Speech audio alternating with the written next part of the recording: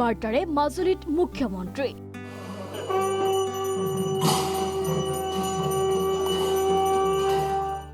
মুখ্যমন্ত্ৰীক বিপুল আদৰণি মাজুলীবাসীৰ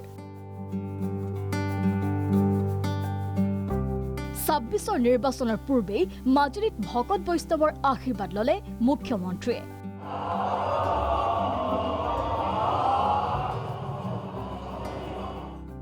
কেইবাটাও উন্নয়নমূলক কাৰ্যসূচীলৈ মাজুলীত উপস্থিত মুখ্যমন্ত্ৰী হিমন্ত বিশ্ব শৰ্মাই মুকলি কৰে ২৫ কোটি টকা ব্যয়েৰে নিৰ্মাণ কৰা মাজুলী জিলা আয়ুক্তৰ কাৰ্যালয়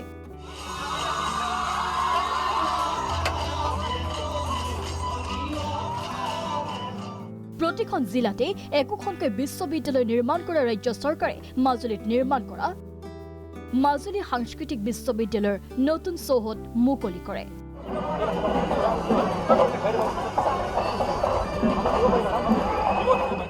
মুখাশিল্পৰ আধাৰত পৰিৱেশন কৰা নৃত্যৰে বিশ্ববিদ্যালয় চৌহদত এনেদৰে আদৰণি জনায় মুখ্যমন্ত্ৰীগৰাকীক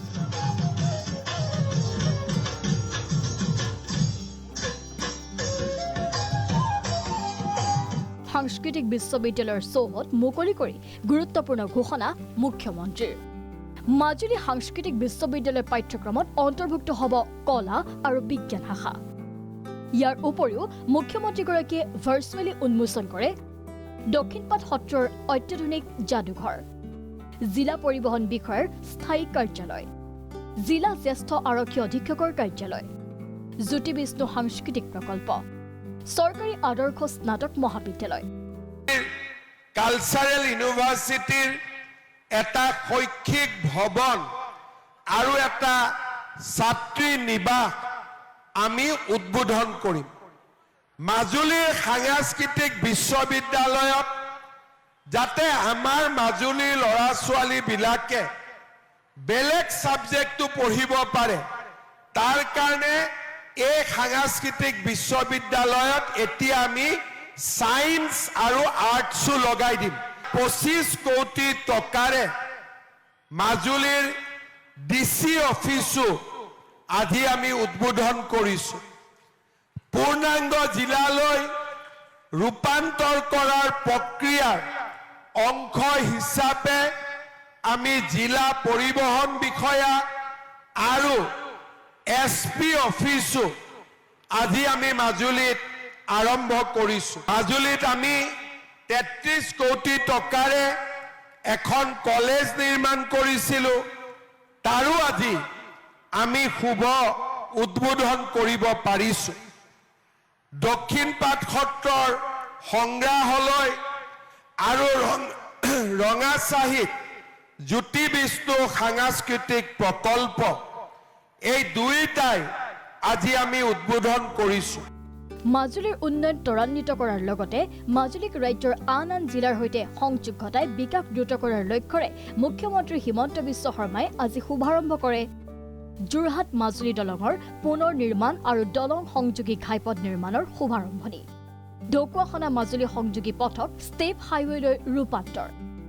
লোহিত নদীৰ ওপৰত নিৰ্মাণ কৰা দলং মুকলি মুখ্যমন্ত্ৰীৰ ৬ মাহত সম্পূৰ্ণ হ'ব সোৱণশিৰিৰ ওপৰত নিৰ্মাণ কৰা দলঙৰ কাম যোৰহাট আৰু কমলাবাৰী দলঙৰ কামো আৰম্ভ হ'ব আৰু আমাৰ যিটো সংলগ্ন ৰাস্তা 11 কিলোমিটাৰ মাজুলীৰ ফালে 7 কিলোমিটাৰ যোৰহাটৰ ফালে এই সমগ্ৰ ৰাস্তাৰো নিৰ্মাণৰ কাম আজিৰ পৰা আৰম্ভ হ'ব সব কথাটো এনেকুৱা যে এতিয়া মাজুলীৰ ডিব্ৰুগড়লৈকে আমি মাতমৰা হৈ যাব পাৰোঁ আৰু ৰাষ্ট্ৰীয় আমি সেই ৰাস্তাটোক ৰাজ্যিক ঘাইপথ ঘোষণা কৰিছোঁ দলঙৰ কাম আজি আৰম্ভ হ'ব কন্ট্ৰেক্টৰ বহুত ষ্ট্ৰং হয় গতিকে যেনে তেনে দলং এইবাৰ শেষ হ'বই যোৰহাটলৈকে সংযোগ হ'ব আৰু আজি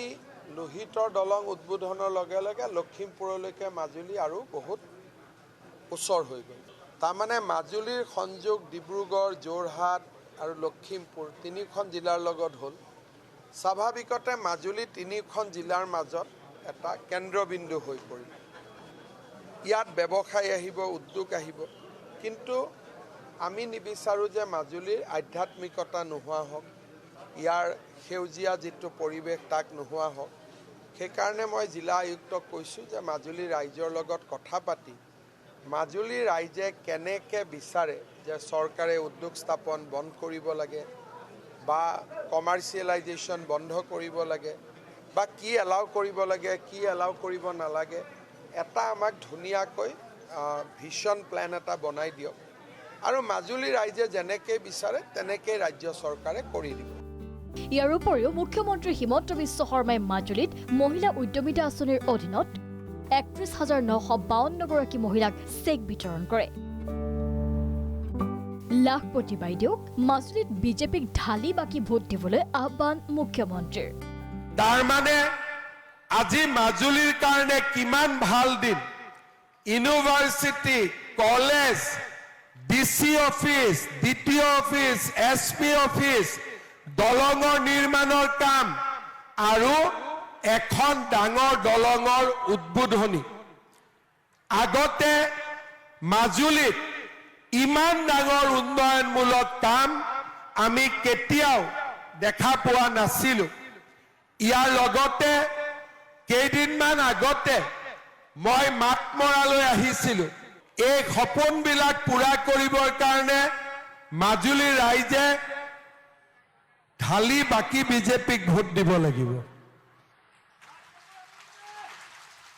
অলপ অলপকৈ ভোট দিলে নহ'ব। যেনেকৈ এতিয়া মই জালুকবাৰীত ইলেকশ্যন উঠিম,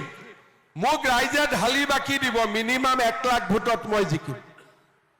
মই নোযোৱাকৈ ক'ব পাৰোঁ, কিহৰ কাৰণে এইখিনি মোৰ বিশ্বাস আছে।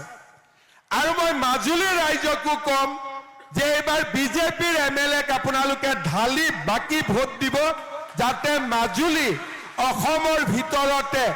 এটা বিকশিত অঞ্চললৈ ৰূপান্তৰ হয়। ব্যুৰোৰ সহযোগত মাজুলীৰ পৰা জ্যোতিষ তামুলীৰ ৰিপৰ্ট, প্ৰাগ নিউজ।